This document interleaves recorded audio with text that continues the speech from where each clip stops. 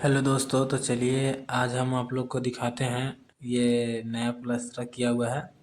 इसमें सीलिंग होगा, for ceiling लगेगा, इसलिए सीलिंग में इसमें घोला मार जितना देर दूर फॉर सीलिंग कवर करेगा उतना देर घोला मार दिए हैं। नीचे फिर पुट्टी होगा।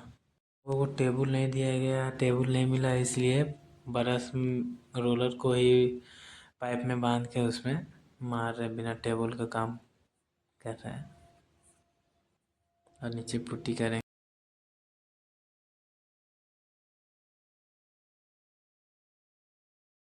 के भी इधर कंप्लीट कर दिए हैं। पुट्टी उट्टी सा हो गया, देखिए एक पत्ती पुट्टी हुआ, सीलिंग कंप्लीट हो गया।